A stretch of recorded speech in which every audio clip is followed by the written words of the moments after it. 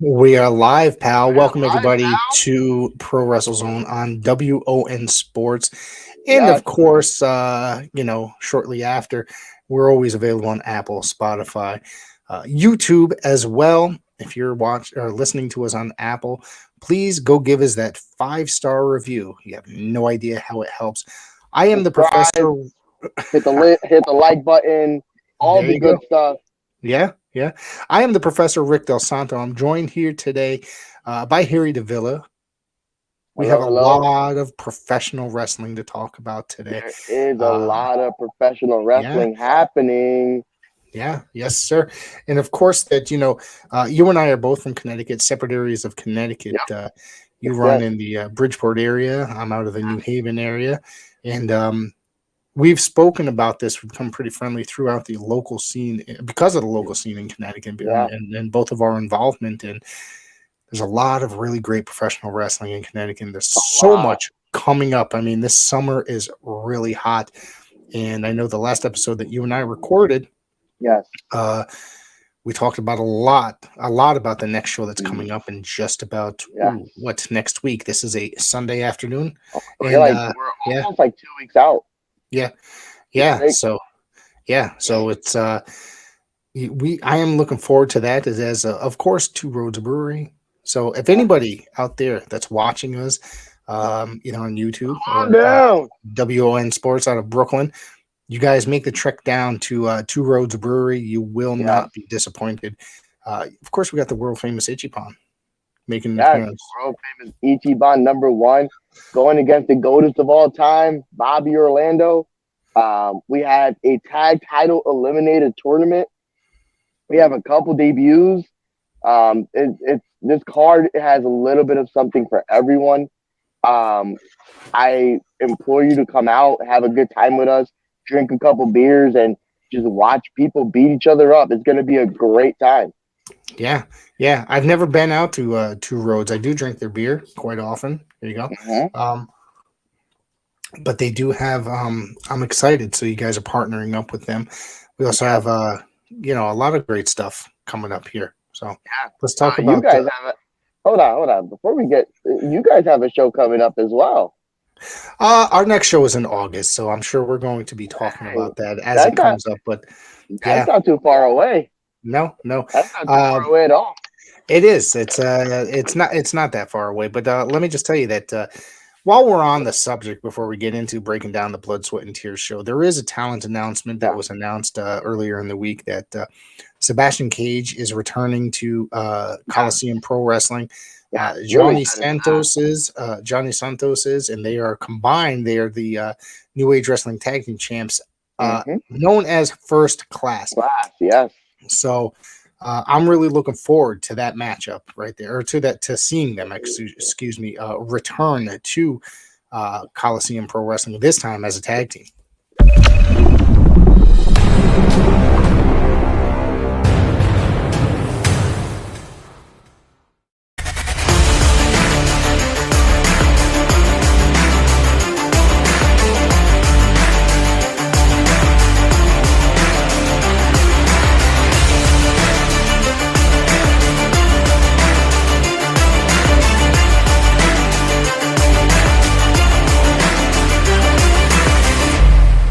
Sebastian Cage is a very, very good wrestler.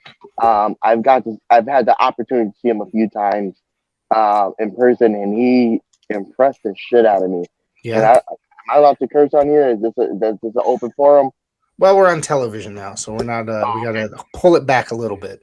So My bad. My apologies. He was very, very good, and he impressed the hell out of me. Um, Very smooth, high flyer. hmm Um, you definitely had the crowd behind him in the CPW title tournament. Um, Man, had three grueling matches, and man, I'm very much looking forward to see him on August 4th. Joni Santos, same thing. yeah, Joni Santos is a guy out of the Bronx, New York area. Uh, did some stuff with BWF in his early days, teaming up with Matt Awesome as El Bronx, and then he just blew up. Went up to Wrestling Open. yeah, Had a he's up there every so often. He's another guy.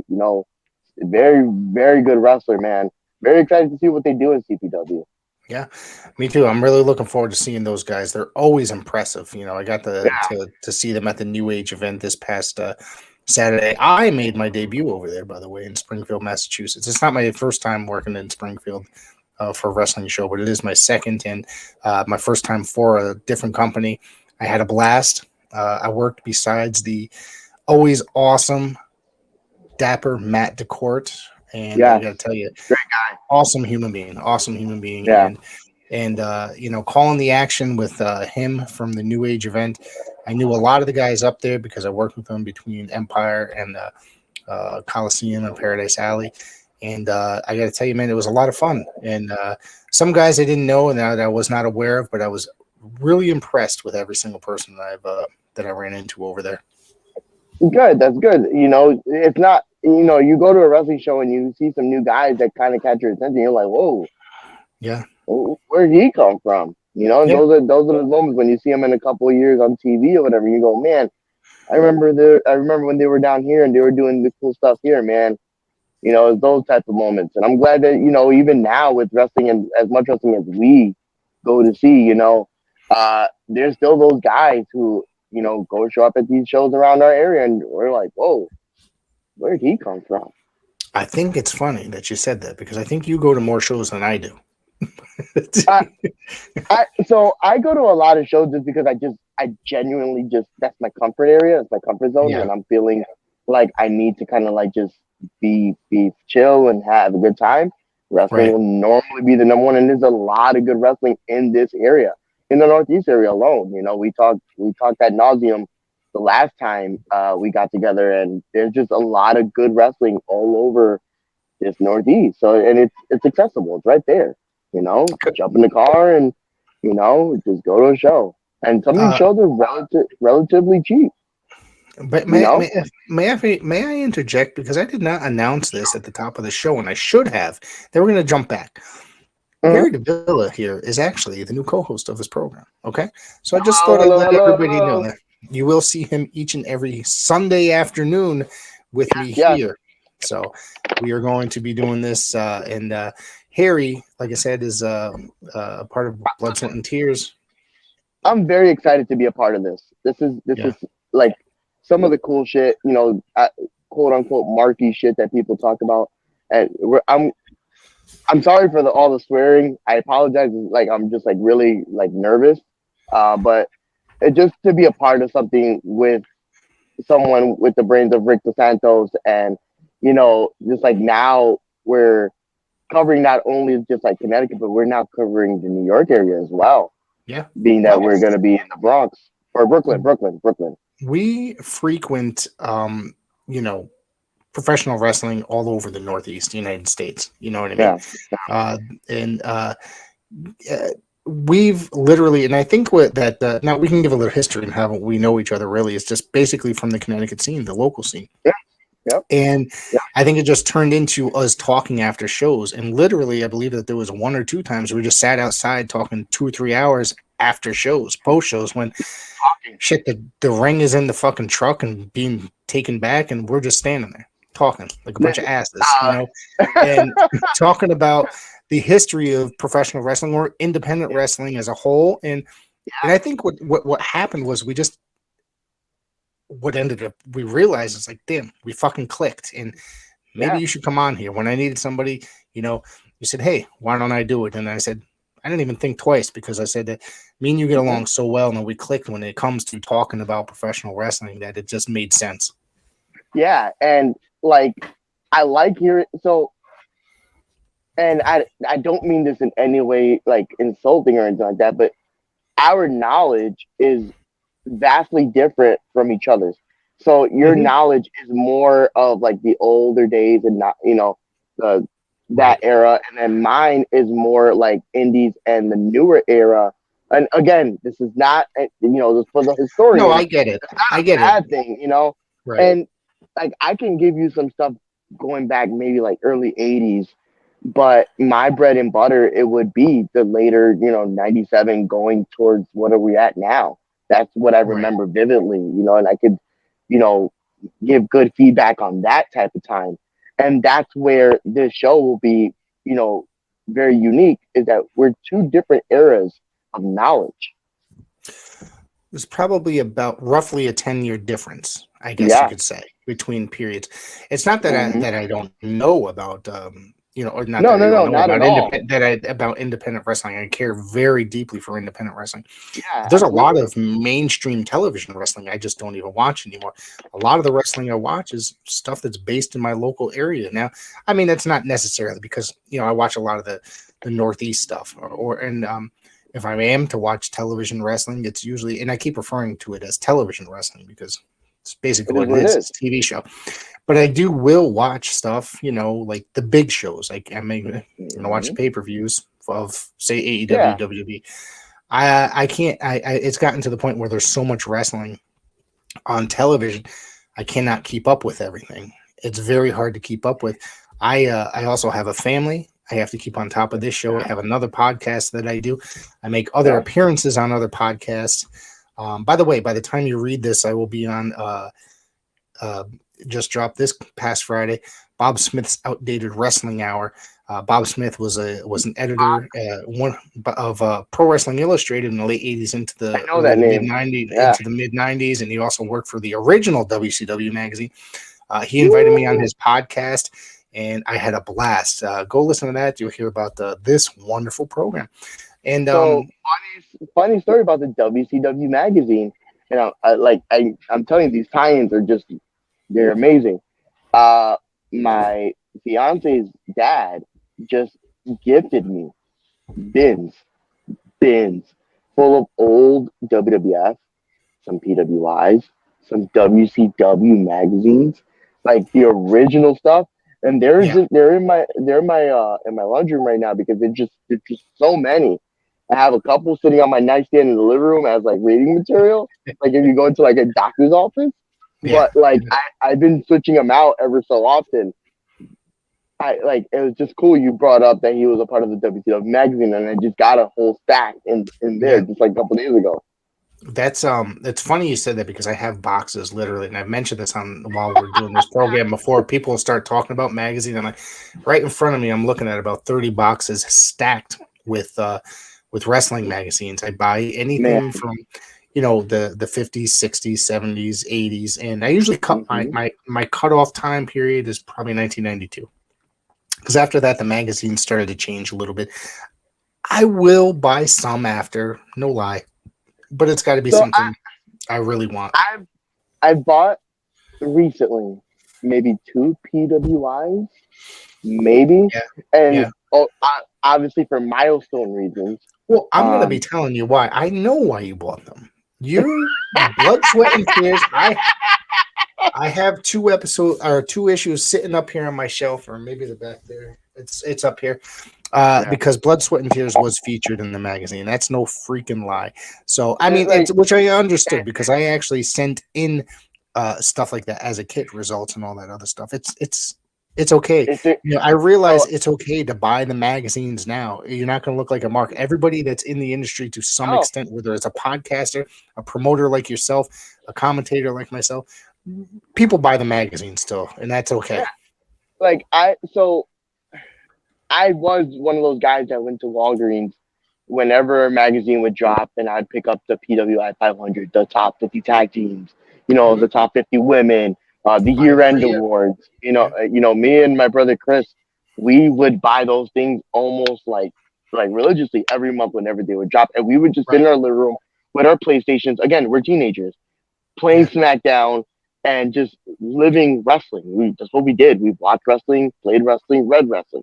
What we did, tape trade, our video, we did all that stuff. So now in my late 30s, going having a company and seeing your company in that magazine that you as a kid were buying is one of those Yeah. like it's a check mark, on the bucket list. Like, oh, yo, I made it into PWI. Check, done.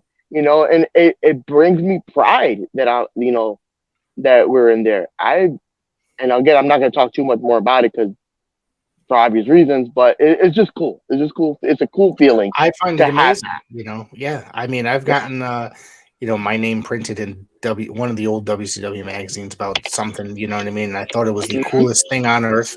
And it's just pretty amazing when you see your name sitting there. It's cool. Even Pro Wrestling Illustrated. When I was a kid, I used to go to the New Haven Coliseum. I used to send in the results, and then guess what? There was my name a month later. So it's just something special. Growing up in the 80s and 90s, it was a lot different then than it is now. Wrestling fans, promoters, wrestlers, and anyone who enjoys pro wrestling now have something new to be excited about. The Wrestling Fans International Association, the WFIA, is back. WFIA is an association that exists to promote, grow, and support professional wrestling throughout the world. Membership is free. Your membership includes a free digital bi-monthly publication of the Wrestling Fan News newsletter, association updates, voting privileges, and much more. Please go to thewfia.org, that's THEWFIA.org, and become a member today. Heck yeah, man. Going back even early 2000s, even before I found out about the big independents like Ring of Honor and Combat Zone, you hear independents, you're like, you're not going. That's not WWF. That's not WCW. Nobody wants to go see and I'll just use some jobber, Tom Dawkins against Jimmy something, and it's headlocks and arm locks the whole way. And don't get me wrong, at that time that's what you did, but there was also the rise of the cruiserweights when I was a young boy.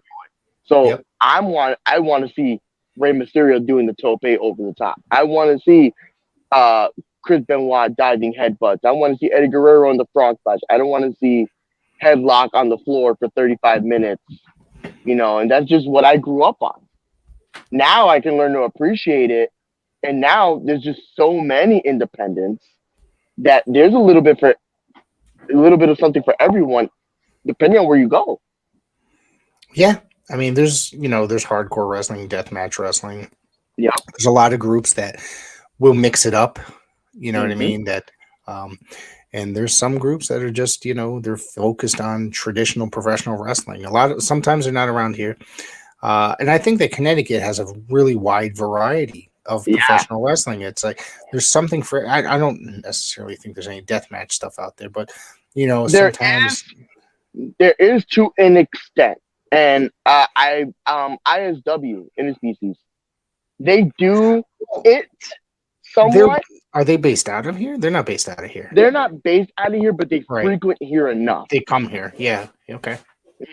So I would include them in the conversation of things in Connecticut because they are in the New Haven area now.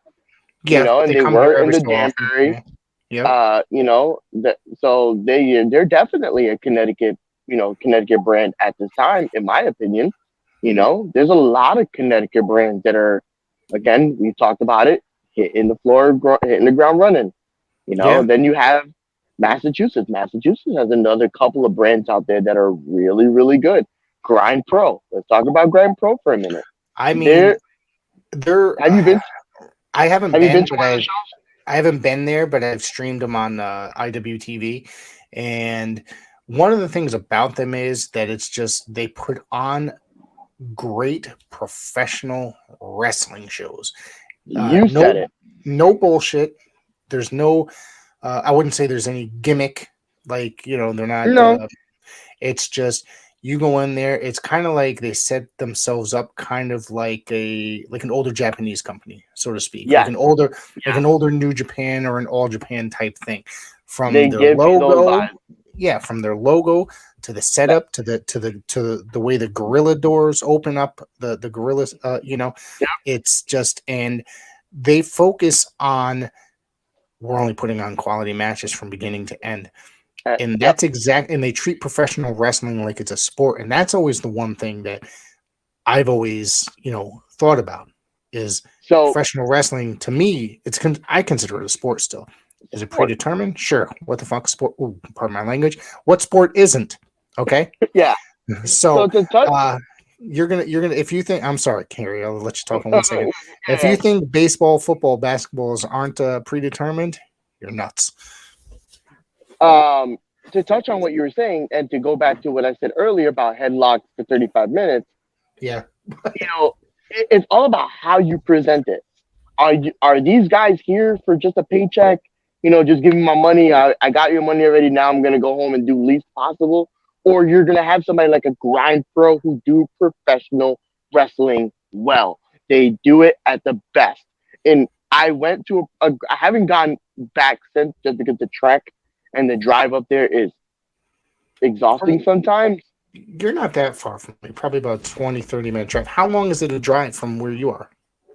It's about hour 30, close to 2, depending on the traffic. Yeah, my limit is 90 minutes. So, yeah. only because, and I don't like driving. The drive home is usually the one that really gets me bad. That's why I don't frequent up to Beyond either, because it's almost like a 2.5 hour drive, and you're doing that at 10:30 at night by yourself sometimes, and it can be a lot. But I got to go to Grind Pro in the middle of their title tournament, and I got to I was standing next to Jack Parcells almost the whole time. We were talking it up, just about how good this show was, and man, I had a blast. I paid $20, and I got my bang for my buck, and it was awesome. They had a little story going with Travis Huckabee and the world title, and it was just really good wrestling, really good storytelling. And that's all I want in wrestling. Just give me good wrestling that makes sense. They did it to the best. That's exactly it. Professional wrestling that makes sense, because it's really brutal sometimes when you watch wrestling and it's just like this random stuff happens. Like, you have to figure out how you're going to get there, how you're going to get to the finish from, it's just like, you can't just go in. It's hard to explain to sometimes, but you have to figure out how you're going to go from point A to point B and have it, it's, they're telling a story in the ring, and that's all that's got to be done. Like, AEW has been doing a lot of that lately. It feels like they're just throwing stuff against the wall. And it's like, at this point, it looks like you just took a bunch of paint and was like, this is art. And it's really not sticking. I find myself lately just not invested in what they're doing. Don't get me wrong. Like you said earlier, I still watch the pay-per-views. I still watch like some of the main stuff. But if I'm being honest, I saw something last week where a bunch of people made a debut, but they're in the middle of a storyline that already has 10 people as it is. So you're adding more people to the storyline, and they're intertwining stories that I don't feel like need to be intertwined at this very moment. And it's just like, what am I watching? Mm-hmm. It's kind of, in a way, why I've given up on that brand, in a way. Did I mean to give up on it? No, but when it's like, it's one of those things where it's I work Wednesday nights. I get home about 9:30. But the thing is, and I DVR it every week. The thing is that I get home, I was like, all right, I'm going to throw it on. Was it worth it? Probably not. So I go back after months of not watching. I watch a couple episodes. I'm like, that one was all right. And the next one, it's not as good, but. And then it's still, go back to the next week. I still recorded it, and it's like, nah, I don't think so. And the worst part is, I love professional wrestling. And when there's certain things that you just don't necessarily want to watch, and I love reading about it. So I read about professional wrestling all the time. If there's something that sounds interesting, then I'll put it on fast forward or find the clip on YouTube, whether it be them, AEW or WWE. It's gotten to the point where I'm just not necessarily, it's not my go-to professional wrestling. No. To watch. I pride myself on being kind of a historian, you know what I mean? In a way. Because it's like, I love everything from, I just love reading about it and learning. And, I feel like sometimes, like me, not necessarily keeping up on a lot of the current products, that maybe it's not as cool of a title as I thought.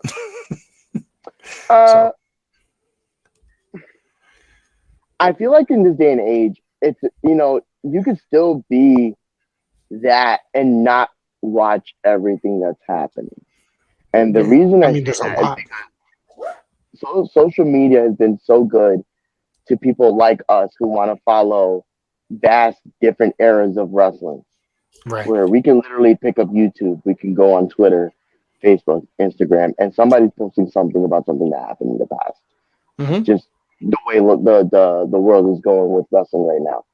So for someone like me, my go-to right now is it's a mixture of the pro wrestling TV app that has it's just streaming pro wrestling from the indies all day. A Fight TV, I have Fight Plus, and IWTV. Those are my three mains right now. And so if I'm if I'm in the mood to watch something I didn't watch for whatever reason, let's say I'm at a wedding, birthday party, whatever, 90% of the time it's probably going to be Fight TV first. See what I missed? No? All right, IWTV right after that. And that's just the way it is. Like I'll know about SmackDown and not have watched any of the show. I don't need to watch the 2 hours. I just go on Twitter and somebody had just shown the whole clip on Twitter. Yeah. I no longer need to go. You actually have a kid that watches it though. That's the other thing. Yeah. I also have my son who also, like, if I don't know something, my son will 90% of the time come to me and go, "Hey Dad, did you see this?" And I'll be like, "No." He'll be like, "Well, this happened." And I'm like, "Oh, okay." And then I'll go on YouTube and I'll go check it out. You know what my thing is? My go-to for the WWE would be TikTok. All right, I'll sit there and watch TikTok, and it's like, oh, look at that! I saw this happen between the bloodline. Okay, cool. Yep. So I'm caught up on the bloodline story, basically because of TikTok. So I know what's going on there for the most part. But I'll also, I'm sorry to cut you off, but by the time the next pay-per-view happened, which is Money in the Bank, July 1st, correct? The same night, yeah. Yep. So July 1st. It's right before us at 3:00. Oh, okay. It's this. Okay, I forgot because they're in England. Okay, because they're in England. Okay. Oh shit. Which I'm hoping that they run 2:52 instead of 3 hours straight. Like I hope they go 2 hours 52 minutes. Give people enough time to get to two roads. Sorry, I muted my microphone by accident. I knocked it. So, anyways, yeah, man, I plan on watching that during the day, and then coming after at night. My son's gonna still be here, so that bring him. My son will be with me too. They can hang out. You know how I get down. I trust you, so I have no worries. My son will be. Oh man, my son will be well behaved.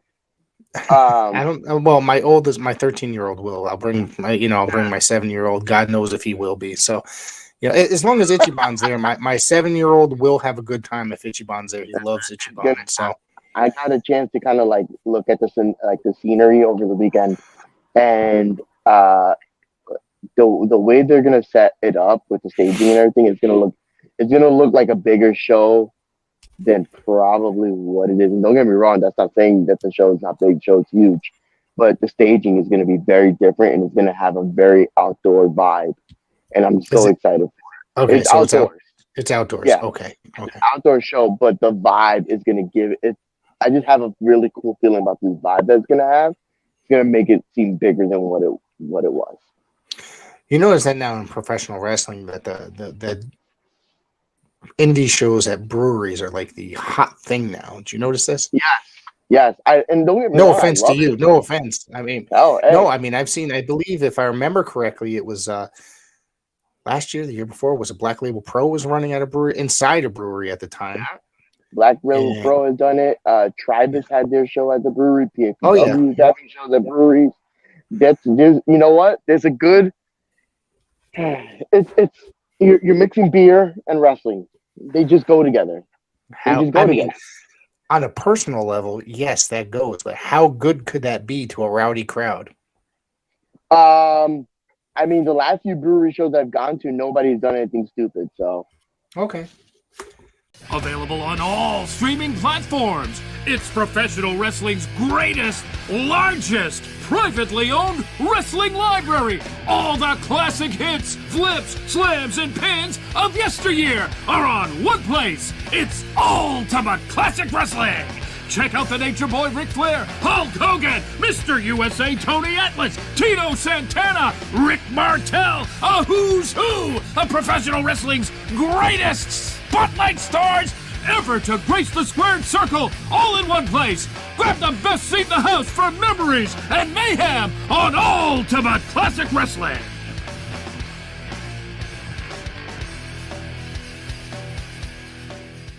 You know, Yeah. especially, and you were with me at one of them at the Tribus show, and that I was definitely was. hell Yeah, of a good time. yeah. That was a hell of a good time. Man, I got to tell you, I think that's the first night where we actually really hung out too, and I had a blast. Or at least one of the first, because I think I was at the bar, and next thing I know, I look over and you're standing next to me. So, so I was like, oh shit.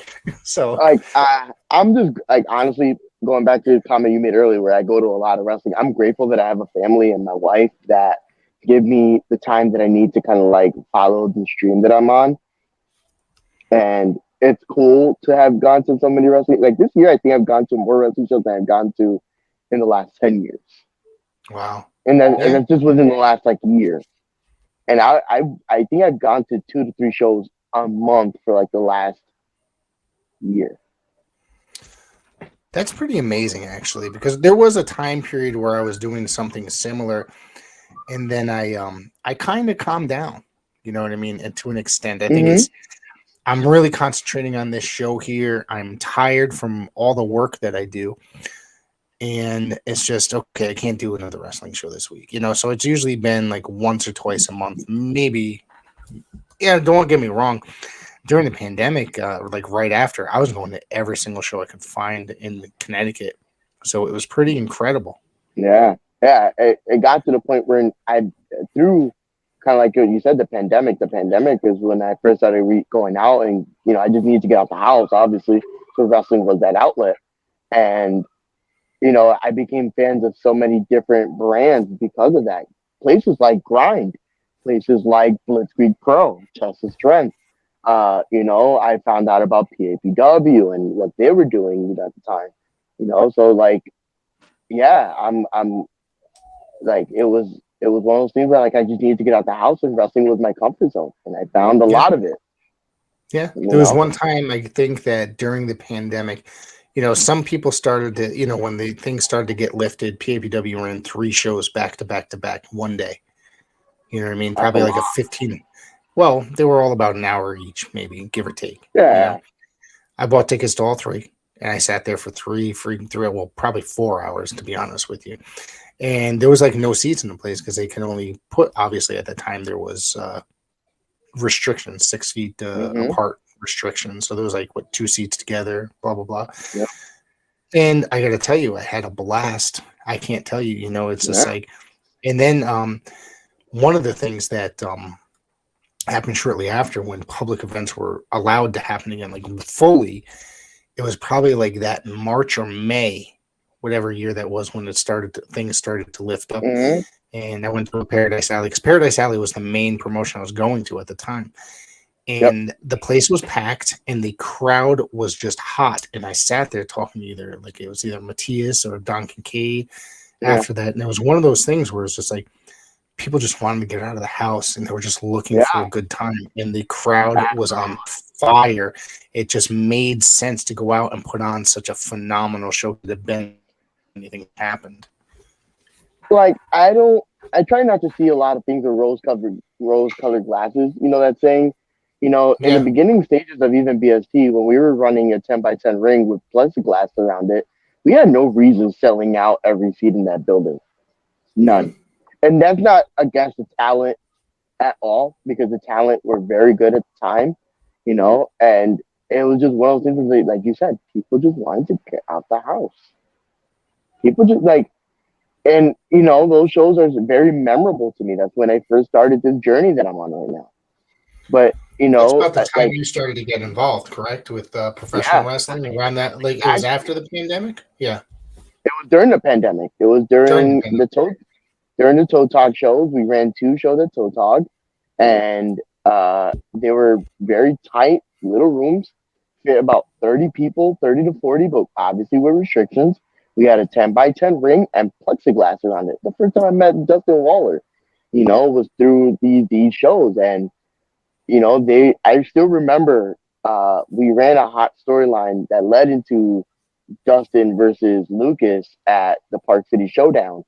It was like Dustin had gotten eliminated because Lucas had cost him the match, and he snuck in at the end of the night. And when I tell you, 30 people, little building, were losing their shit for him taking off his hood and costing Lucas the match.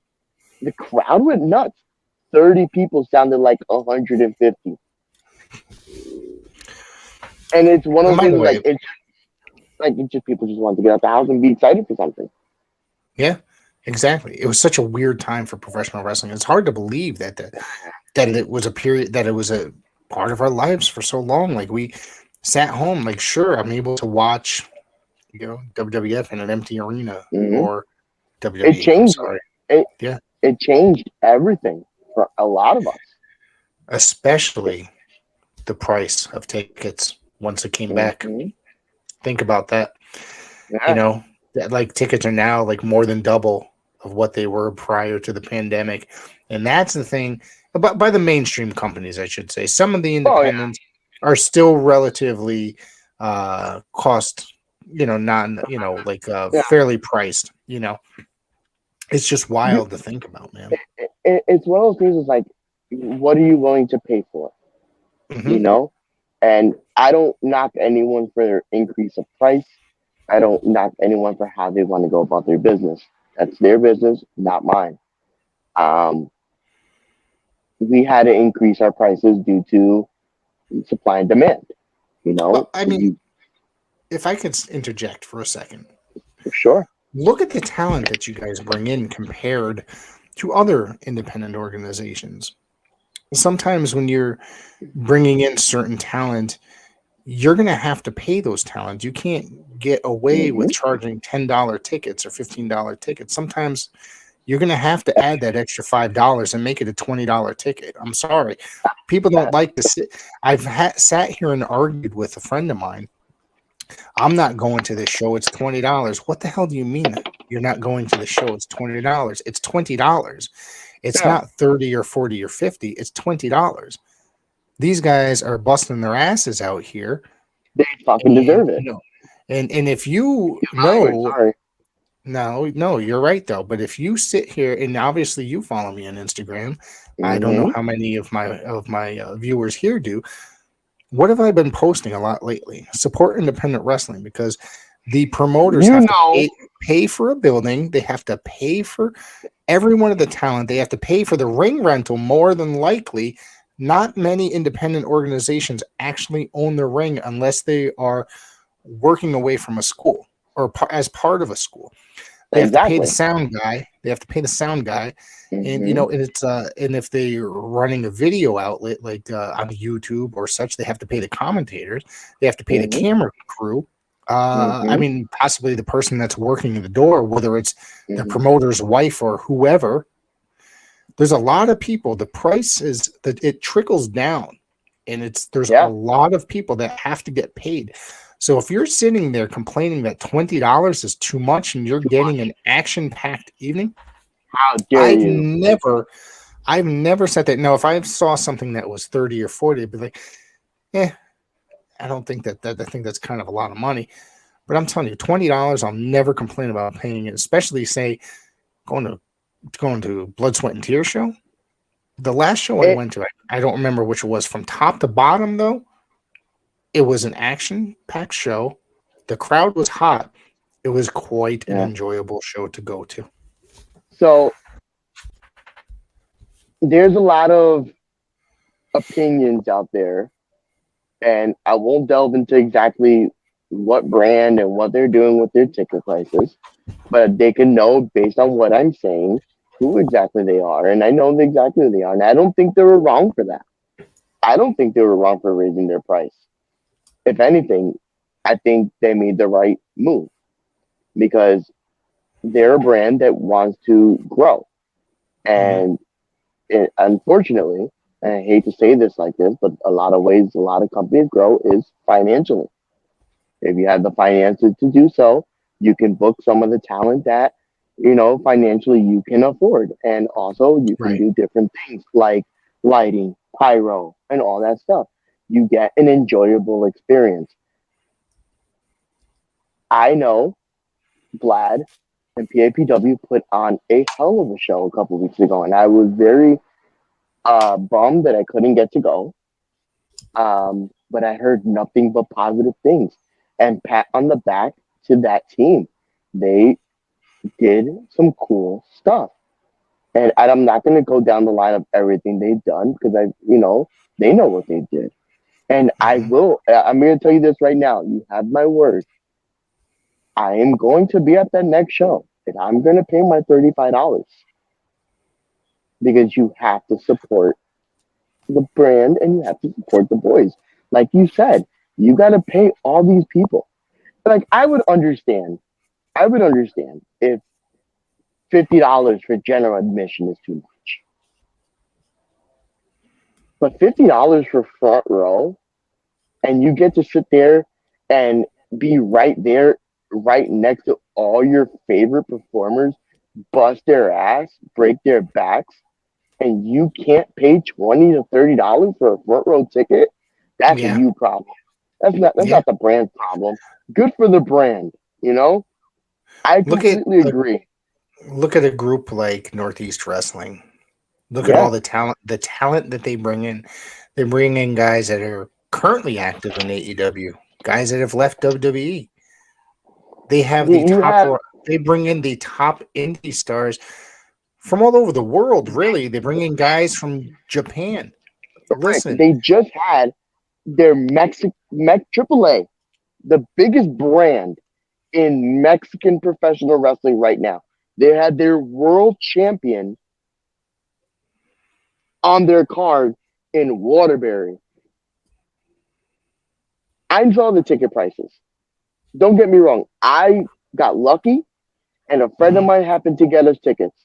Not going to say that I paid for it because that would be a lot. But I paid to plenty of shows. You know, $50 for the AAA world champion and your front row. I'm going to pay that all day. He's earned yeah, that. yeah. It's about respecting the industry and respecting independent Exactly. wrestling. Just because it's don't say any that oh, that's my friend. I'm not, he's gonna get me a free ticket. Pay that $20, pay that $30 to the ticket, or it's also about there's also this group of a lot of people that are family members that just don't care about supporting No. professional wrestling. But if as soon as it's on TV, where do you come from? You're you'll be supporting as soon as they made it to television, not You said it before, best. and that's when they need it. You said it best. You posted it the other day, and I normally share a lot of these things that you share because I agree with some, like most of the philosophies that you share as well. Hmm. Support your friends, Hmm. support your family. I have friends that if I could bring them here and they can vouch, they would. I Right. have friends who do clothing. I have friends who have podcasts. I have friends who are comedians. I have friends who do things in all different aspects of life. And I have paid money to see all of them or Right. buy a shirt or get a Yes. hat.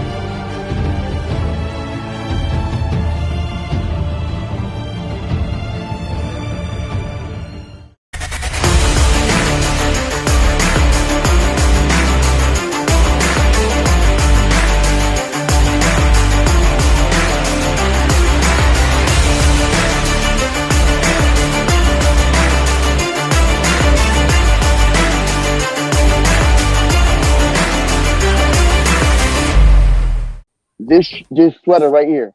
This sweater right here.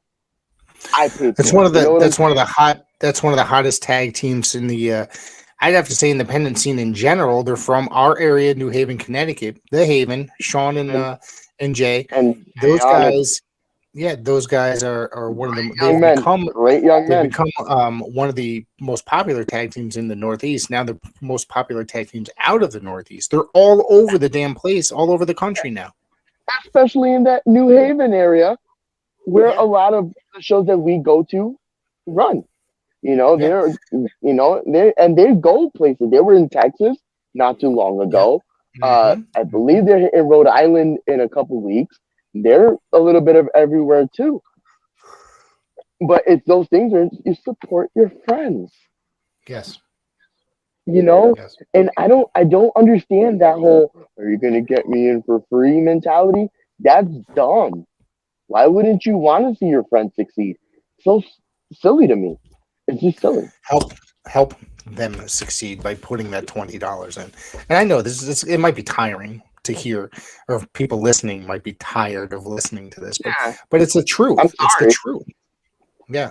I'm sorry that they feel a certain way about paying to see, friends and family succeed. I apologize if that's what you believe, but I solely believe that you should, pay to see your friends do cool things. Yeah, man. I think that's absolutely true. You're right. So what else we got on our what else do we have on our agenda here? Let's talk about wrestling. Let's just talk about wrestling. I was just watching NXT before I came out and jumped on the pod, and NXT has a pretty cool product going on, man. I'm actually really, really into what they're doing.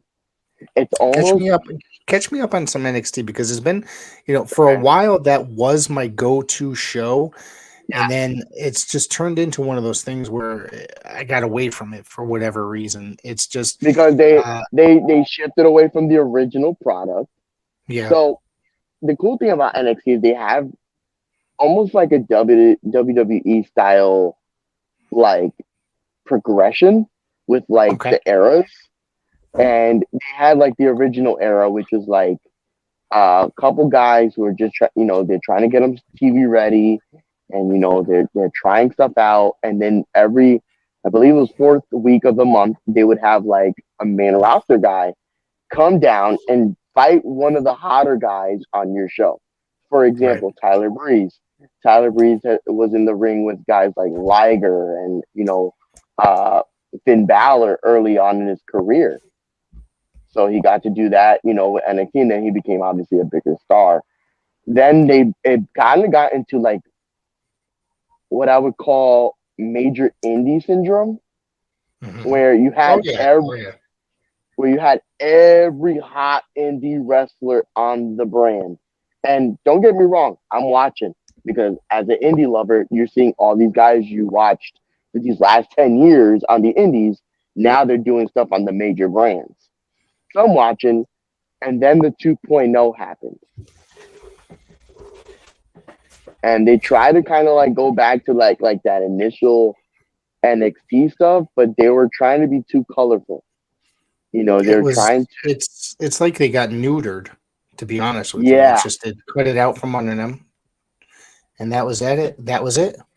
Yep. And now it seems like they're going back to that like original format where like ever so often you'll have like a main roster guy come down and challenge one of the bigger dogs in NXT to kind of see if they're ready for that big jump to the main brands. So right now, the main event was Seth Rollins versus Braun Breaker. Now I'm going to go back and watch it because I've been on here since like 9:45. For those who are listening, I didn't get a chance to finish watching the main event, but from what I saw up until the main event, the promo between Baron Corbin and Carmelo Hayes was really good and kind of sold me on the match. And I think. Go ahead. Sorry. Go ahead. Yep. I think that we've talked about Carmelo quite a bit on there before, me and you. Being a Northeast guy. Funny. Yeah. Northeast branded. Out of that CW chaotic wrestling area. up there. XWA did, Beyond a little bit. He kind of, for me, when he blew up for me when I saw him against a guy like Ray Phoenix and NEW. We talked about that. Mhm. That night was when I knew he was gonna like go places. Because when I seen that like Beyond and stuff, I don't feel like his stuff in Beyond showed him as a wrestler at the time. But going after that, seeing him there, and then seeing his progression from just that match has been incredible. I mean, good on Carmelo, because he's like, Melo is money. He is him. He uses catchphrases, but they have some cool stables down there. Like Shim is, Joe Gacy. I don't know their newer names, but James Drake and oh my God, I'm gonna flake on his name and I hate it. Oh my God, what is his name? Like I said, it's been a while since I've watched, so it's one of those things that I keep saying that I want to start to watching again, but it just never ends up working out for me. It's a bummer, because he's a really good technical wrestler in the vein of almost like a Nigel McGuinness. Okay. Go through the veterans. Give me 1 second here. Zach Gibson. Why would I flake on that? Liverpool #1 Zach Gibson. Yeah, they're incredible. And I cannot wait till WWE takes the like chains off of them and lets those boys loose, because they're gonna turn the tag division on fire. Mark my words. The women's division is pretty hot down there. Dana Brooke just went back down. She's feuding with Cora Jade. They had a little match there. Wasn't too bad. But they have a lot of cool stuff down there, and you can tell that they're really trying to polish these guys to be main roster ready again. And that's cool to see. It's almost like full circling NXT. Right. Yeah. I'd like I said, there's a lot of stuff that I do want to watch. I mean, and I think that you knew that most of the stuff that I would watch regularly would be like the NWA, and even that still, it's like I haven't watched last week's. I know I haven't watched this week's yet, but there's just something that's not getting me into watching a lot of the newer stuff unless it's stuff projects that I'm working on, really. And that's kind of a shame in a way, considering how much I actually love professional wrestling and how much, I want, there's just so much greatness out there. I'll watch the occasional New Japan card or Ring of Honor has been a thing that I just cannot get into now, the newer version of Ring of Honor, because it just seems like I'm watching AEW Dark in a way. It's too polished. Yeah. Yeah. Yes, absolutely. exactly. They should not be holding it in big arenas like that. I'm not gonna sit here and say that I thought of that whole thought. It took somebody told it to me, and I kind of sat there and had like an epiphany. Like, excuse me, when I had a moment, I was just like, "Oh my God, he's absolutely right. It's way too polished." Yeah. And we actually had a conversation with a couple of my friends, and we were talking about how it would probably benefit them more to take Rampage out, turn that into Ring of Honor TV, and just have like their own separate brands with their own separate titles, and then just bring back Dark and Dark Elevation for YouTube. I think having three TV shows in 1 week with all the same people is going to be a lot. It's like WCW in a way. Yeah. If you remember, there was Nitro, there was Thunder, there was Saturday Night, and then Sunday mornings during that later period was Worldwide. I mean, don't forget, they're not even missing one.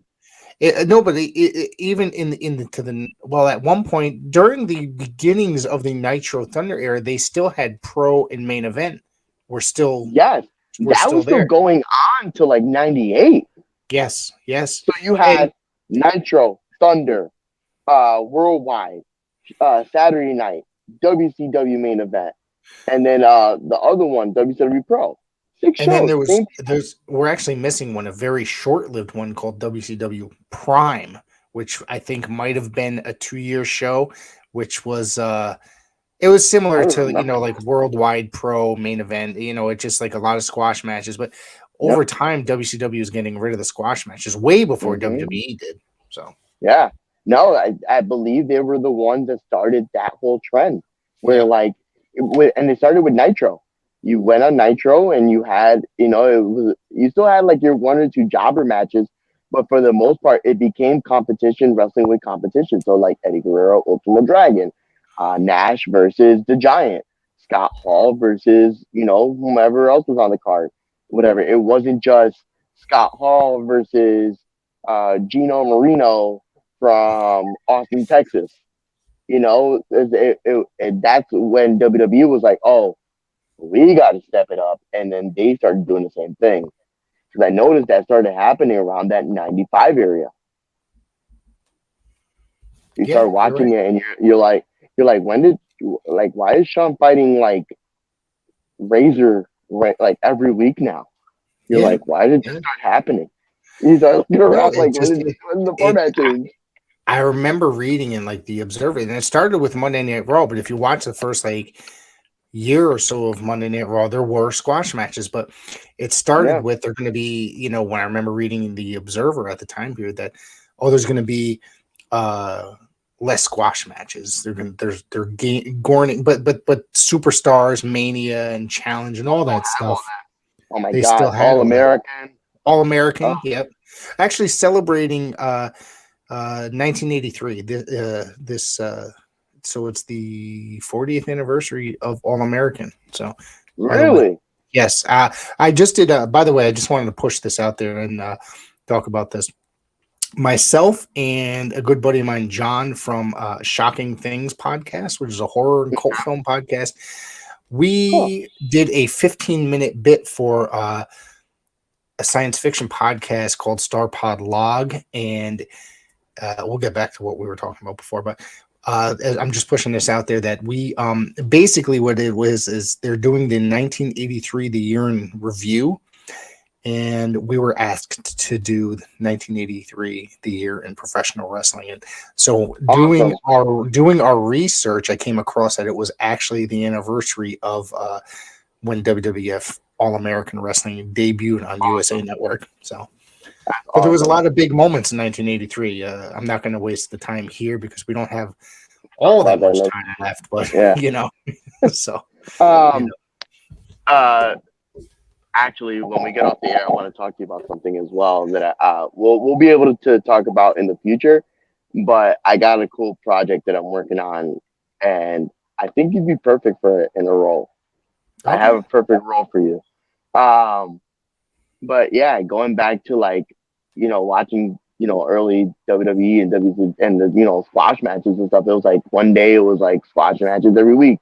And then it just became now you're like all the stars are fighting each other. And that kind of just was like how everything went forward. You know, like squash matches, like I believe by like 97 were like done completely. Pretty much done. Yeah. The thing with that is that if you think about it now, it's like with the squash matches and it's just the top guys or mid-card guys, et cetera, facing each other each and every week, it kind of ruined it in a way. Is it something that every wrestling fan kind of wanted for a long time? Mm-hmm. Sure. But once it happens, it's how many times are you going to watch Seth Rollins and The Miz or this guy and this guy? It's like, damn. Yep. It's like there's not a lot of buildup to the big shows now. It's the squash matches really helped with that. The angles and interviews really helped with that. Now, as an adult, I go back and watch those shows and say, man, this makes perfect sense. Jobbers should exist, in my personal. I mean, they do to an extent. Don't get me wrong. Yes, but it's a lot. It's glammed up a lot more as they get the big ring music, they get the entrance, you know, and they'll get storylines, et cetera, et cetera. It's just they're not. It's just not the same. You know, they're not. You know, Joe Smith sitting in the ring with no ring entrance or any of that stuff. Coming June 18th to Ultimate Classic Wrestling, it's the Wormez Chicago Library, featuring Bob Loose Monsters of the Mat, Hall of Fame Classics, the Chicago Challenge, and more. Relive all the hits, flips, slams, and pins. June 18th, exclusively on Ultimate Classic Wrestling.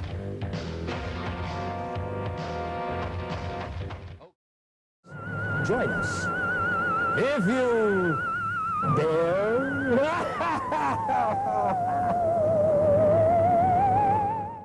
If you want to see more classic wrestling from the Savoldi Wrestling Library, head on over to the Ultimate Classic Wrestling Network, available now on all major streaming platforms.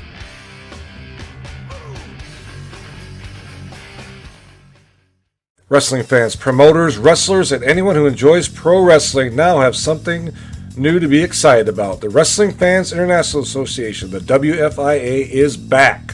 WFIA is an association that exists to promote, grow, and support professional wrestling throughout the world. Membership is free. Your membership includes a free digital bi-monthly publication of the Wrestling Fan News newsletter, association updates, voting privileges, and much more. Please go to thewfia.org, that's THEWFIA.org, and become a member today. Read about the Northern Wrestling Federation in the book presented by Wrestleville.com, The Pro Wrestling Vault, Volume 2. Hear the story of Roger Ruffin, the man who trained Carl Anderson, the Monster Abyss, Jordan Clearwater, Chris Harris, and Jillian Hall. Plus 45 other short stories including Jazz, Bobby Eaton, Kamala, Thunder Rosa, Mario Mancini, Scott Casey, PJ Black, Kerry Morton, Sal Renaro, Jeremiah Plunkett, Colby Carino, Bam Bam Malone, and many others. Get your book today at Wrestleville.com. Wrestleville, it's where wrestling lives.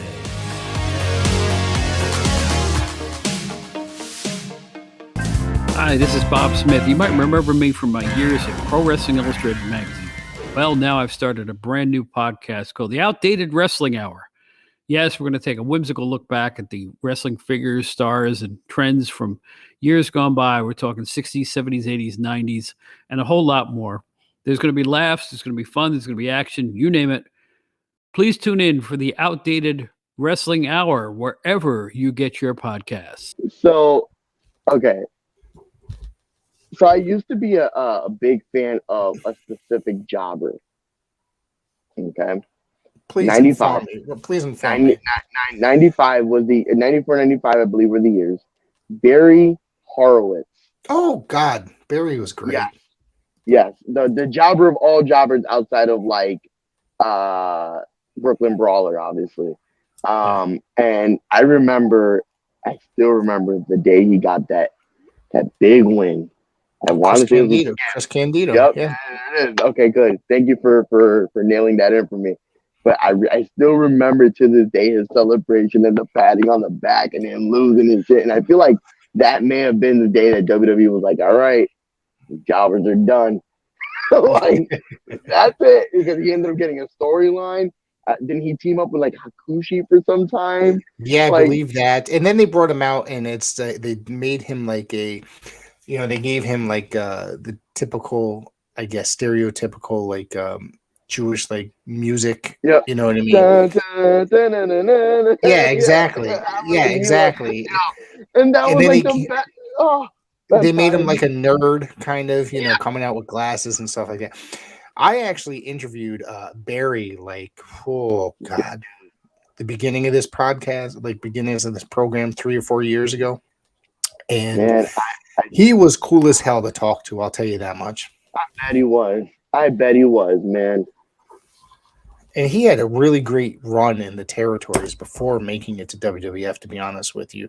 And, to talk to him about working in Florida territories and then going to, I think he was in Mid-Atlantic, actually, as Bret Hart, under the name Bret Hart, before going by the name Jack Hart. So, yeah. If I look through any of these boxes on one of these days, I'm going to have to show you my autographed picture of him with like the Florida junior belt, maybe. I can't remember exactly.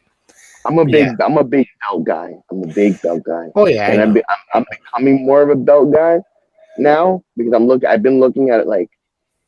So I play a lot of video games. I play like 2K and stuff like that. And what a nerd! In my spare time, yeah, big giant nerd. Oh man, not me. So like I'll sit with my brother. My brother's in Florida, and we'll get on the chat, and like we kind of like just, we kind of like go into like our dream fantasy world, and we'll create our own stuff on there. And he found this person on Reddit, and I'll show you one day on my phone. He sent me like a whole folder of just like title renders, like people who took the time and redrew some of these like classic titles just so that you can use them in the game, like the old UWF titles and stuff like that. And like I became more of a belt mark because some of these old belts are really cool and clean, and compared to some of the belts that you see now, it's almost like ugh. A lot of the belts Like, now, I don't necessarily, especially in WWE. Okay, but the other thing with that is like some of these belts they have the potential to look really good, right? But then they put that gigantic. Then they put that gigantic AEW logo right in the center, and it's like, no. Or what's the other one? WWE. They'll put that WWE logo. It's like the surrounding area is very beautiful, but that damn logo ruins the whole thing. Like that New World belt that they were showing. It's a tribute, obviously, to the big gold belt, and it has the potential to look like a good Japanese belt or something like that, like a belt from New Japan or something. I'm going to disagree. Okay. With saying that I believe personally, I don't know what it was. It almost seemed like it happened overnight. Because I remember when I first saw it, and I was like, "Ew, this is garbage. This is an ugly title." And then I started seeing like kind of like the .com version, like the one that they're selling, and I got to see like clearer pictures. And I started looking deeper into like why they did the title this way. And I actually saw something, I believe it was What Culture, may have been What Culture or Wrestle Talk. I don't remember exactly which one. And they went down a list of like the Easter eggs on this title. And there's a lot of cool Easter eggs on this title that reference a lot of the older titles. You have to take a deep dive and look into it. And I think you personally might find a better appreciation for it. Because it kind of ties in a lot of the older titles that they had. And then obviously they branded it. And the branding could have been worse. I actually am okay with the way they branded this one. Yeah, granted, it's WWE and there's dead in the center, but it still has like that prestige and that majesty of the original Big Gold. Right. There's just something about this new title that gives me the old feeling. Okay. Now, on the other side of the spectrum, you have Roman Reigns' title. The one with the gold shimmer behind it and the black stones.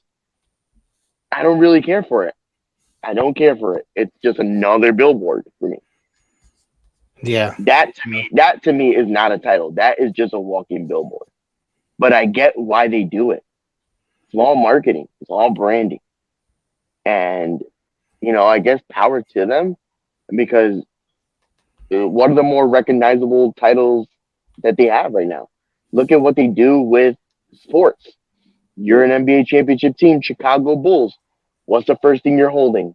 If you look at all these pictures as of late, right? Big WWF title with the Chicago Bulls. You're right. Plate, and Kevin actually was the one that kind of like smacked me in the face with the reality. It was like, that makes perfect sense. It's an easy title to do anything with, especially now that they have the blue one, the red one, the regular black one, and now the gold one. They can send that anywhere. Right. You go on fanatics.com, you can get college team WWE championships with the side plates. It's all marketing. Yeah. So we got a few more minutes. Why don't we talk about July 1st? Star Spangled Bash, baby! Bring your tank tops and your shorts. Is going to be a great night of professional wrestling. I will be there. Will not divulge what I'll be wearing that day, but it'll be a surprise. I'm pretty sure it'll pop a couple people. No. It's not anything that crazy. Okay. I'm gonna give it some throwback Bash at the beach vibes. I'll tell you that much. But we have a great night of wrestling. We'll start off from the bottom up. Skylar versus Vita Von Star. Skylar is a young competitor out here making her waves. Just had an amazing match with Delmi XO up at Tetsu. She'll be taking on seasoned veteran Vita Von Star, who's making a return. First time back since the Road to Success in November. That's going to be good. You have 2 tag title eliminator matches between The Haven and Wasted Youth. And then Miracle Generation versus the main event. All 4 of these teams, 2 making debuts, 2 full-timers with BST. You know, we want to kind of like give some variety to everybody with these tag teams. It's a little bit of something for everybody. Main event, House of Glory, former House of Glory tag team champions. Their credentials speak for themselves. Same with Wasted Youth. They're now the Dreamwave tag team champions. So again, those guys speak, their resumes speak for themselves. Market Mathers has been with us at BST for quite some time. He's his aspect. So now seeing him in a tag is going to see a different side of Marcus Mathers. Miracle Generation. What more can be said about the Miracle Generation? They've held the tag titles in pretty much every promotion up here in the Northeast. They're looking to add the BST tag title to their resume. And the Haven are former 2-time tag team champions. You know, it's going to be fireworks from all 4 of those teams. You have Monster Factory's Bobby Buffet taking on Travis Jacobs. Both men, former Monster Factory heavyweight champions. Travis Jacobs as well as a former Supersonic champion. These 2 know each other like the back of each other's hand. That's going to be another set of fireworks in a fireworks-themed show. You have Chica and Mantequilla, who have beef with the Mission, so they're going to go against the Mission. You know, the Mission, for the most part, is going to be at almost full strength with the debut of Brother Greatness and Stan Michaels at Star Spangled Bash. Oh boy. Yeah, boy, are those fans in for a treat, I gotta tell you that. Yeah, absolutely. It's gonna with Stan Michaels. Jeez. What else we got in the car? Excuse me if I'm fumbling a little bit. There's a lot of stuff. We also have. Give me a second here. I apologize to all my listeners. The 4-way. Yes, how could I forget the 4-way? Patrick Saint, Andy Brown, Elijah Six, Mark Alexander, young, fast, big, hungry competitors. You got Patrick Saint, who is a big, just Brock dude, like just what can throw around anybody. Andy Brown, who I've said it before and I'll say it again, for a man his size and the things he can do, man. If you watch his match with Bobby Buffet at Elevate, you know what he's capable of. Elijah Six, the sniper. He's a little sniper, man. He will catch you slipping. And if he does, you're going down. 1, 2, 3. Mark Alexander, he is the hot prospect out of this thing. He's so close to having that big win for him. And he's going to explode all over this Northeast scene. Then you have the main event. Ichiban versus Bobby Orlando for the territory championship. Ichiban has been on fire as of late. Yes. Now the Skywalker champion, as well as the Wrestling Open champion. As the territory champion is looking to hold on to that title, going into Mega Clash. But he's got a tough task ahead of him. Bobby Orlando and his sick tricks, dabs included, are looking to take that title off of him. It's going to be a good show. Yeah, man, I'm looking forward to it. Don't forget, that's July 1st, this coming Saturday. Two Roads Brewery. Yep, Two Roads Brewery. Don't forget, folks, at 6 p.m., tune in to YouTube, Coliseum Pro Wrestling. Yes. Course of Honor. You're going to see a really great match between Steven Garcia and Fly Ni Noreaga, as well as Strong Will Championship with Chris Battle defending against Nutrius X, who Nutrius X lately since he's returned to professional wrestling, has been on a tear. This guy's Looks like been, somebody lit a fire under his ass. Dude, this guy, and I liked him before, but as of late, this dude is become one of my favorite professional wrestlers in the Northeast, literally. And he needs to, I just think that people need to start watching him and pay attention. He's been on this podcast a couple times already. One of them we had intense technical difficulties, but that was last week. So, but he ended up making it in towards the end. So that I don't know if I think that was a connection on our side, but I want everybody to tune in at 6 p.m. YouTube Coliseum Pro Wrestling. Harry, as always, it's a pleasure. We got so much more to talk about next week. Yeah. And we'll be talking more. And thank you, everybody. Don't forget, we got a couple of other spots coming up. Fly Ni and Idra Cash are going to be here, paid in full, and as well as much more. So, everybody, thank you very much, and we'll talk to you soon. Wrestling fans, promoters, wrestlers, and anyone who enjoys pro wrestling now have something new to be excited about. The Wrestling Fans International Association, the WFIA, is back. WFIA is an association that exists to promote, grow, and support professional wrestling throughout the world. Membership is free.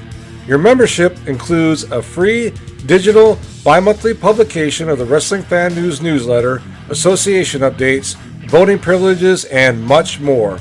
Please go to thewfia.org, that's THEWFIA.org, and become a member today.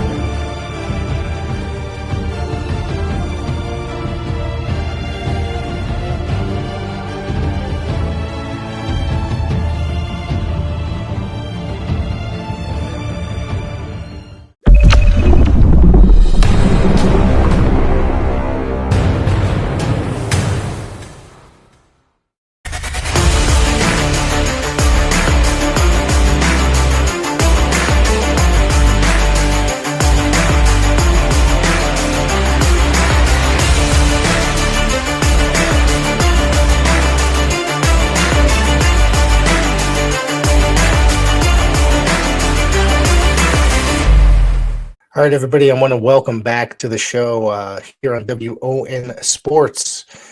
Of course, after a successful victory this past week in West Haven, Connecticut, Coliseum Pro Wrestling against his brother, Fly Ni Noreaga is here, along with Idra Cash. They are paid in full.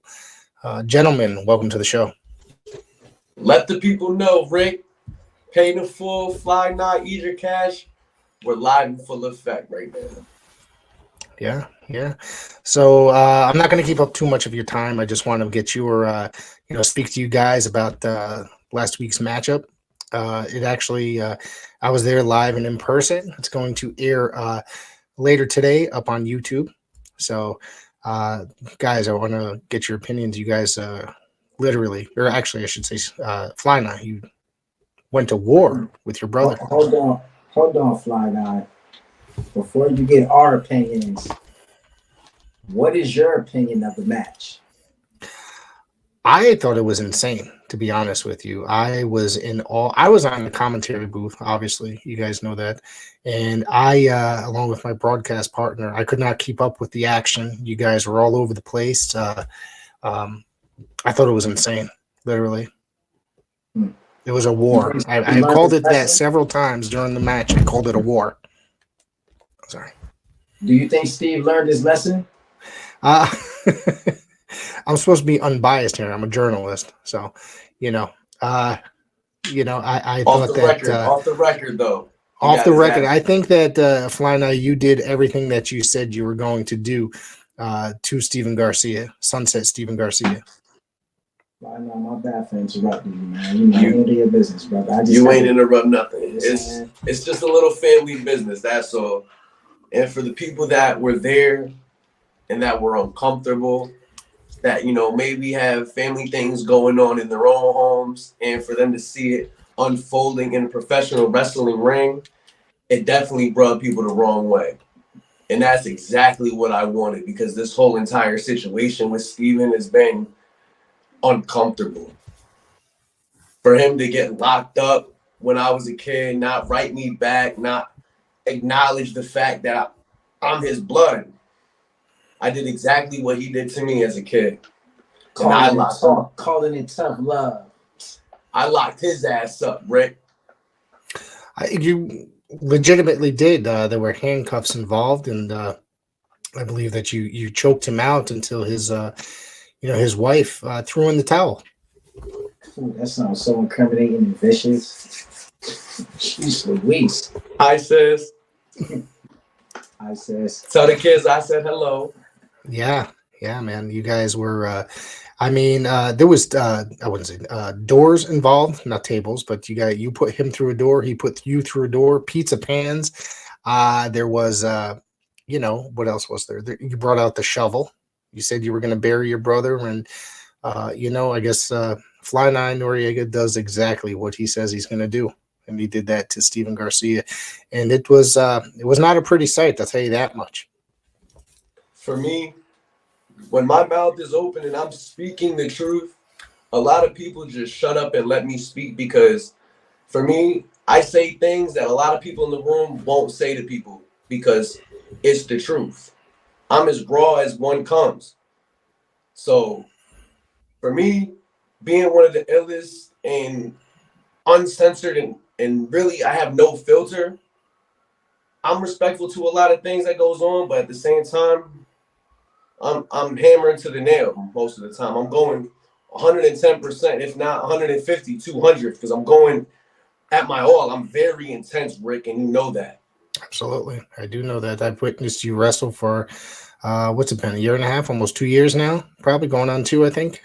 Yeah. Going on 2. Actually, you know what? Matter of fact, as we're shooting this, just the day before was PainNFullto's 1-year anniversary.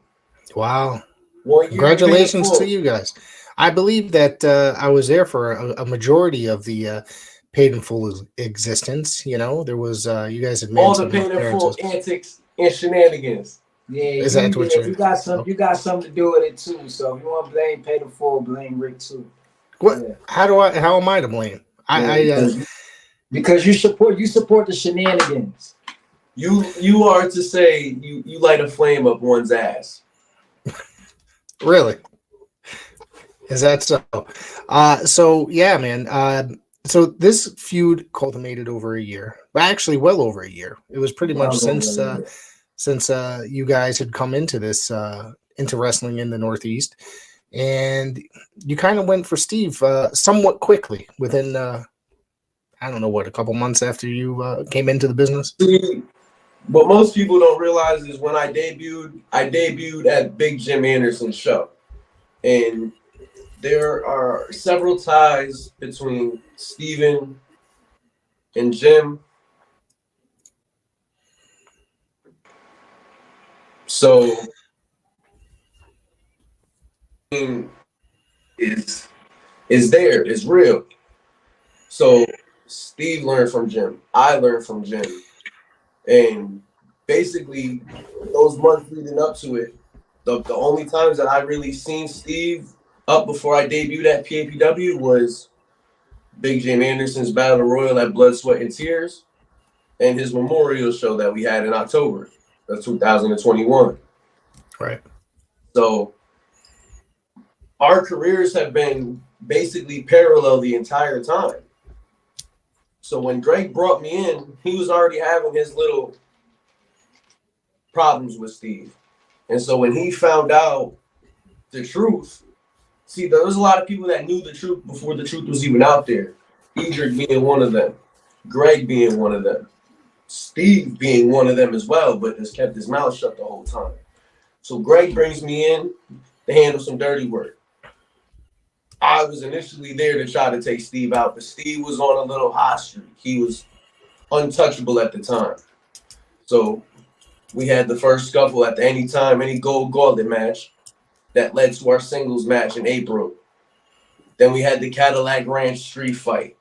And in the midst of that, I broke into Steve's house. Your body's just self-handler. Off the record. That was off the record, that first part. Back on the record. I let myself in. But anyways, I stole his shoes. Let's not forget that. I know. I love blowing that up. I'm sorry. His shoes. We replaced his shoelaces. Oh, got you. Okay. I went down 2 blocks in New Haven. The nearest crackhead on the street said those were hot. Here's $10, man. Take them. Boom. I bet you, I guarantee Steve ran into the same dude probably a couple hours later and bought his shoes back. I guarantee it. Okay. Oh man. But so we've gone at it for that whole year, and the Empire Pro match we had was where initially I thought I settled this entire beef with Steve. Because think about it, when we had that last match, what has Steve really done? He was Alley Fights champion, but what has he done with that? Nothing. What has Steve done at Coliseum Pro? Nothing. What have I been doing? I've been there day in and day out every single time Coliseum is running the show, and I'm the first one there. You had a Coliseum, a Coliseum heavyweight championship match against champion Hunter Tarka. And we're not gonna bring that up. No. Okay. That led us to Steve's eulogy last weekend. Okay. Remember what the fans said in that match, Rick? Your fault, Steve. It's all Steve's fault. He did it to himself. Had he mind his business, you'd be looking at a Coliseum Pro world champion right now. You thought I dug that grave myself, Rick? Steve already like I said, have to work for me. I'm unbiased. I'm supposed to be. Yeah. I want to know, seeing that you guys, you basically the intensity of this match. Don't forget, for the viewers, that it is airing on YouTube tonight, 6 o'clock Eastern time, Coliseum Pro Wrestling YouTube channel. I want everybody to go out there and watch it because it was a pretty insane moment. You guys had the crowd riled up in a good way. That was probably one of the best matches and most insane matches in Coliseum history, if I do say so myself. The fans, they got the CPW chant going. There's a holy shit chant going at one point. Yes, sir. Oh, no, keep going. I was saying that's the first. That was the first. Yeah. It's just, like I said, it was probably one of the most intense matches. And I had the honor to be commentator on that match, as I said. And it was just, I had a hard time. I almost lost my voice at one point during that match. That's how crazy it was. You're going to start needing to drink some green tea on commentary. Maybe the beer will be all right. Yeah, that too. Yeah. It's relaxing for me. We're gonna give a couple more minutes, and then I want to know what is next for Paid in Full, Fly Ni, Eat Your Cash. You guys, August 4th is the next Coliseum event. I believe that you guys are going to be in attendance on the show, from what I understand. If we get that deposit, we'll be there. Okay, gotcha. Money talk. Yeah. What are you looking at this point? For me, it's the road really to redemption. So now you see, and I'll acknowledge the situation. I'll be real. Hunter put me to sleep. And for me, that hasn't really been sitting well with me, as you clearly saw from what I've done to Steven. Now yes. I'm looking to get back on the road to being CPW heavyweight champion. Because you were there. He was there. That was my match. And everybody in the building there, come on, Rick, they went home a little sad that night. As much as y'all hate me, and as much as people don't like me, they wanted to see me walk out CPW champion that night. Yeah, I remember that evening very well. I have to say that you're on a roll as of late, especially in Coliseum, putting on the better matches of the evening. It's I'm telling you, you're getting a lot of momentum in Coliseum, and I have to say that there's probably a title very soon. Let me tell you something, Rich. In your future. Yes, sir. Yes, sir. A lot of people. I'm not gonna say a lot of people. A lot of workers, wrestlers, promoters seem to have something to say with what PainNFullto brings to the table as far as entertainment. I tell you this man right here has a chip on his shoulder. I have a chip on the shoulder because he has a chip on his shoulder. I feel like the respect isn't there like it should be. So if you think the things that y'all saw at the last Coliseum event was intense, I promise you, y'all have seen nothing yet. Nothing yet. So just stay tuned. Because in pain we trust. Remember that. I like that. Put that on a shirt. Fly Ni, what else do you have before we exit? And tell them about this weekend. No, I won't say that. All right. Other than that, for all the Coliseum Pro Wrestling fans, attendees, workers on the roster, just know when Fly Ni's in the room, when Edric Cash steps into the room, I want you to feel uncomfortable.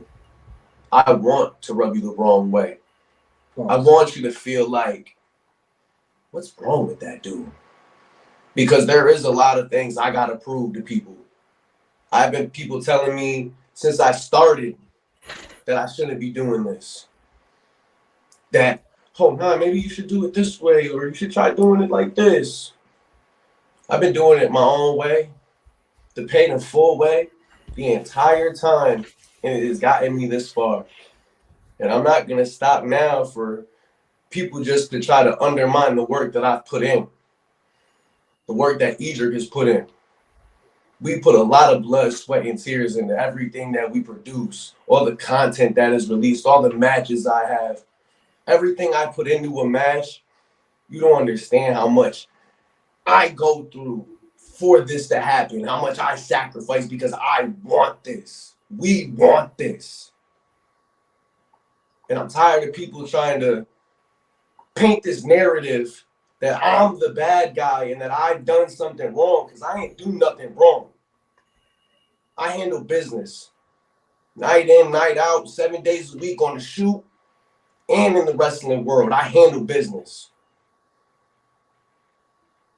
So other than that, Rick, just know, like Edric said, in pain we trust.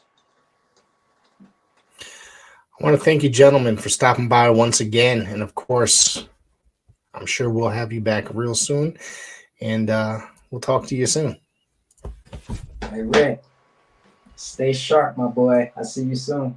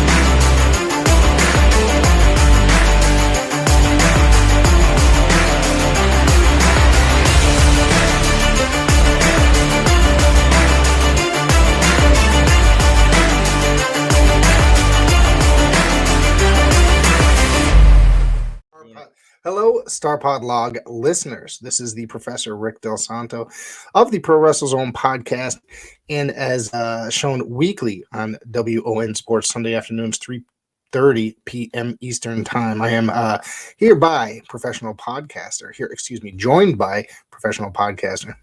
Johnny K9. Yeah. Yes. What's going on? Hey, how you doing, Rick? So Nair asked us to do this segment, 1983 pro wrestling, what was going on, because he knows both you and I are huge into pro wrestling. I mean, you have a whole podcast and you have on a network now with, just dedicated to pro wrestling. And I just want to say to any listeners, you might say, well, what's the tie-in? This is Starlog magazine and pro wrestling. Well, you could have bought, it was advertised in Starlog magazine, this poster of superstar Billy Graham, professional wrestler, in outer space with a tiger. Don't know why, but that was available. So that was the crossover for sci-fi and pro wrestling at that time. So, Rick, do you want to get us going? 1983, what was going on? Before I get that far, before we go into the next segment, I heard that that poster sold none, that it was a terrible seller.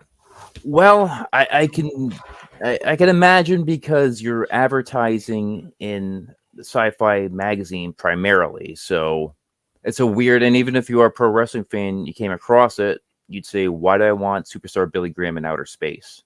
Yeah, how many sci-fi fans knew who Billy Graham was? That's the other thing. They probably thought he was a preacher, and they were really confused. 1983 was a very interesting year. It was the beginning, I guess you could say, of the future of professional wrestling. Major events happening that would change the face forever. Or, John, you want to take that one? It would ruin it, I guess. Or some people. Some people would say it was the beginning of the end. But this really, it started becoming, these are like, I guess the seeds were planted. Absolutely. Would you say, like in 1983, where it's becoming more mainstream? So 1983, very, very important things were going on in pro wrestling, if you want to go over some of the events, right? Yeah. Well, Starrcade 83, they were really shaping up Ric Flair to become the man that he became, winning a title. Hogan was definitely probably one of the most popular professional wrestlers. We're going to get into that in just a second.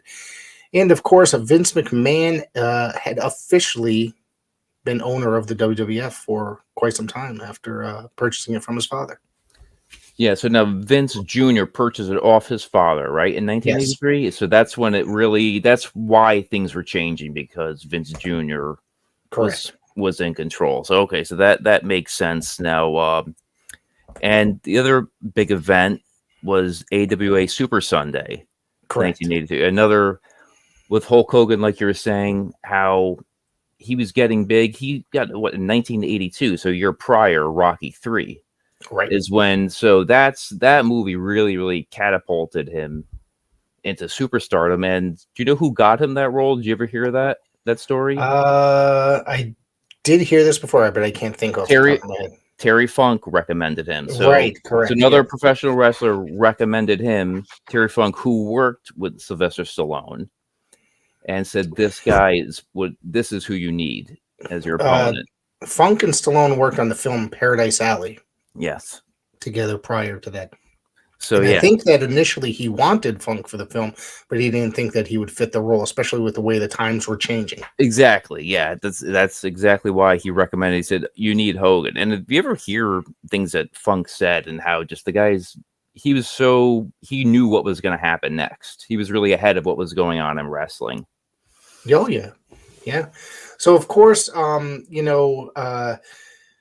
they kind of, if I remember correctly, or the way that this was put, that Vern wanted to put the title on Hogan, and he was possibly the most popular professional wrestler of the AWA, or becoming in the world. The AWA, actually, you could put it on the equal level of the WWF at that time period.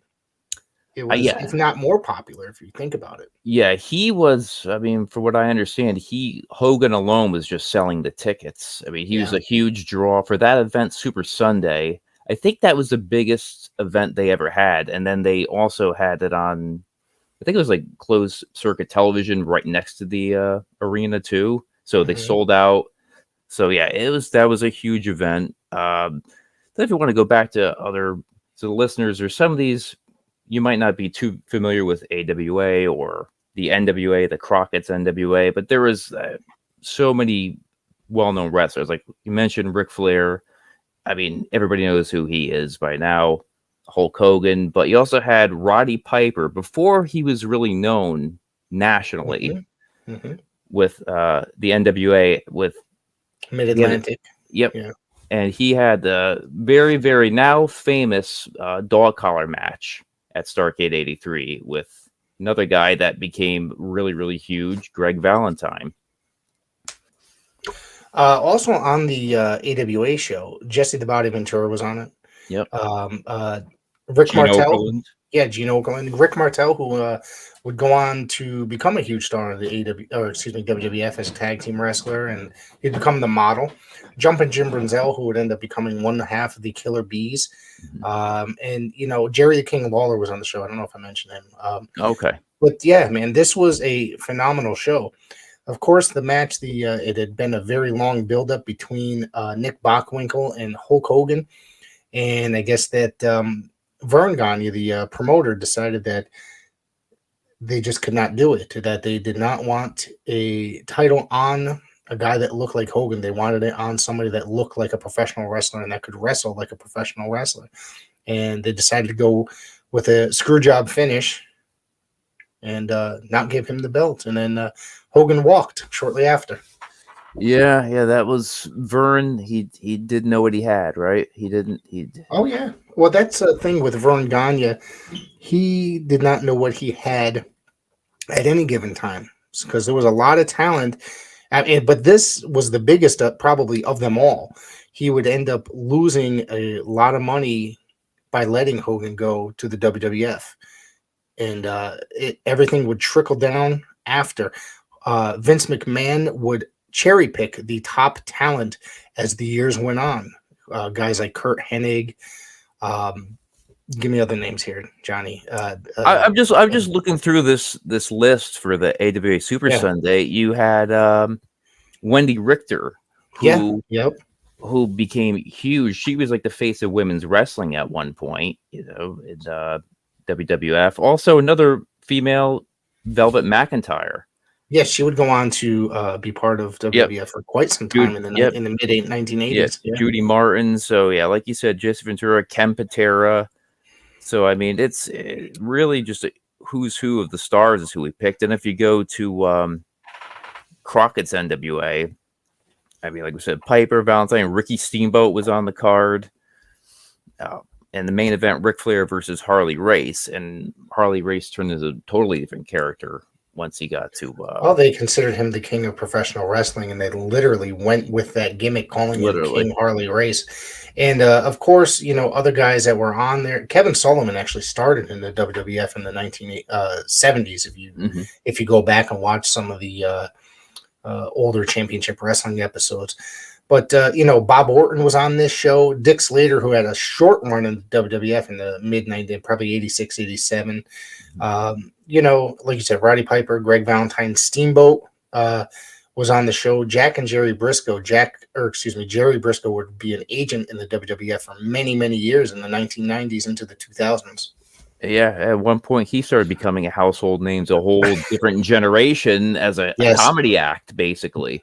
Yeah. It was a very, very interesting year. Other things I could tell you growing up in 1983, my friends in my neighborhood, the one thing that we would talk about, I remember specifically this feud of Jimmy Snuka versus Magnificent Morocco in 1983. That was a huge, huge deal, in the Northeast.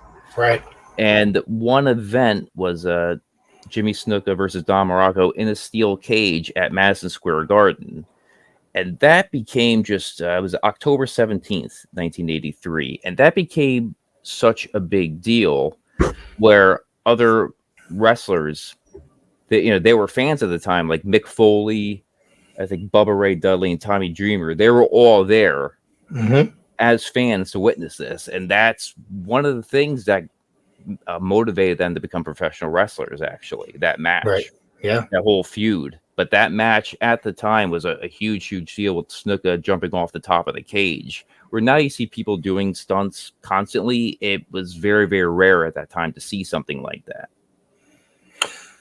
Not to mention, there was November 15th, 1983. Tony Atlas and Rocky Johnson were made history as the first African-American tag team to win the WWF World Tag Team Championships. Of course, Rocky Johnson would go on to become a father of another legendary WWF superstar, WWE superstar, and actor, The Rock. Yes. Yeah, I remember that also. Was that against the Samoans or no? Or was it? Yes, it was against the Wild Samoans. Yes, I have it right here in front of me. It was in a no disqualification match, actually. Okay, was it a wooden chair used over the head? I'm trying to. Yes. Okay, yeah. It's just funny. I haven't seen that match in years, but it does stand out to me. So when you brought it up, I'm like, oh, now it's coming to me now. So that was a pivotal moment in 1983. So definitely that definitely goes up there. Also, now I found this out while doing research for this. Now, tell me this is very interesting. Okay, so of course the national expansion would fully take force between 1984 and 1985. However, March 10th and 11th, the WWF had held its first ever live events outside of the Northeast in San Diego and Los Angeles, California. Okay. Was it at the Cow Palace, do you know? Yes. Yep. Okay, so that's a big deal because they never went there. So was that AWA territory probably at that time? I believe that was, yes. Yeah, so that's where they started making moves. So yeah. And of course, WWF was part of the National Wrestling Alliance. As we've mentioned earlier, we brought the NWA up, and they decided to fully succeed and take go away from being the National Wrestling Alliance and focus on being its own brand. Yeah, which again, this is kind of unheard of at that time. Correct. So this is really, really, like I said, the seeds are being planted. Once Vince Jr., right, he got a hold of the company, things started changing forever. Yeah.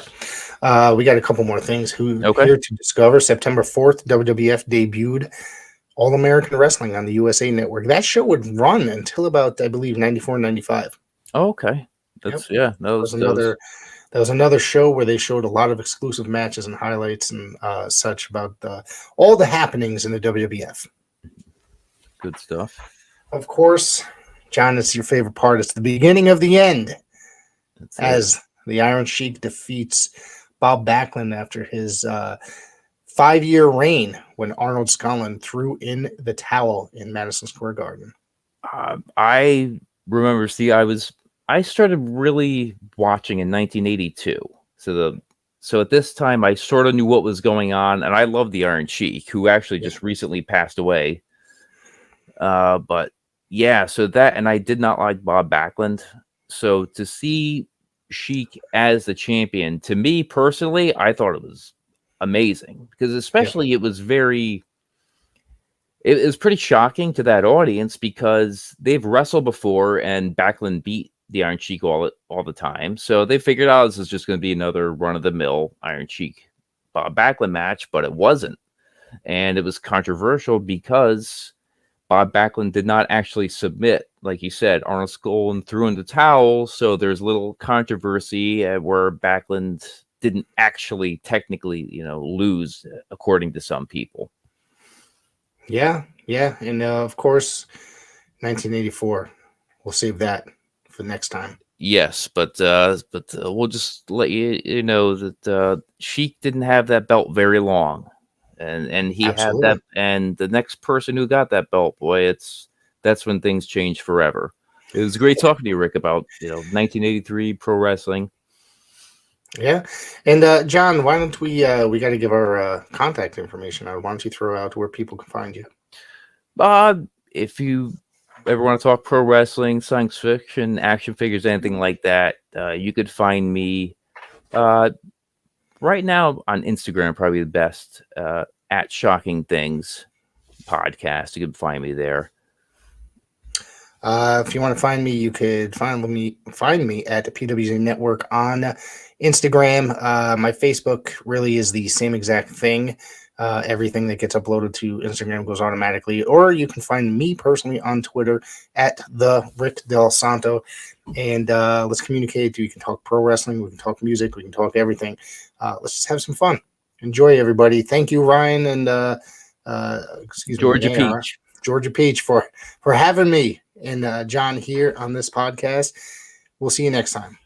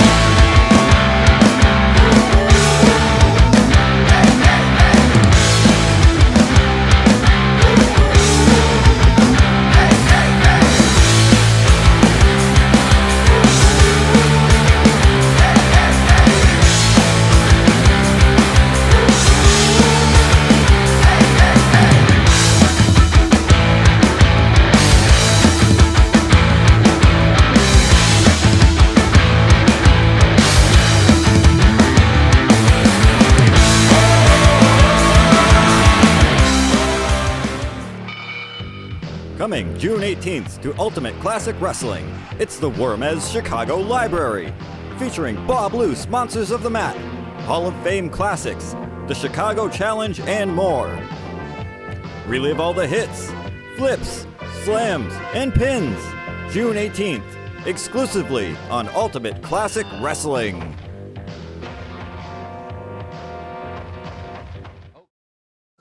Join us if you dare.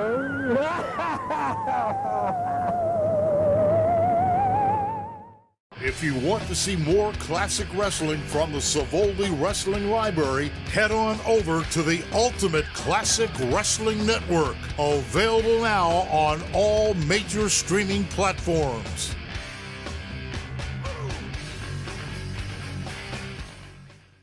Wrestling fans, promoters, wrestlers, and anyone who enjoys pro wrestling now have something new to be excited about. The Wrestling Fans International Association, the WFIA, is back. WFIA is an association that exists to promote, grow, and support professional wrestling throughout the world. Membership is free. Your membership includes a free digital bi-monthly publication of the Wrestling Fan News newsletter, association updates, voting privileges, and much more. Please go to thewfia.org, that's THEWFIA.org, and become a member today. Available on all streaming platforms. It's professional wrestling's greatest, largest, privately owned wrestling library. All the classic hits, flips, slams, and pins of yesteryear are on one place. It's Ultimate Classic Wrestling. Check out the Nature Boy Ric Flair, Hulk Hogan, Mr. USA Tony Atlas, Tito Santana, Rick Martel, a who's who of professional wrestling's greatest spotlight stars ever to grace the squared circle, all in one place. Grab the best seat in the house for memories and mayhem on Ultimate Classic Wrestling.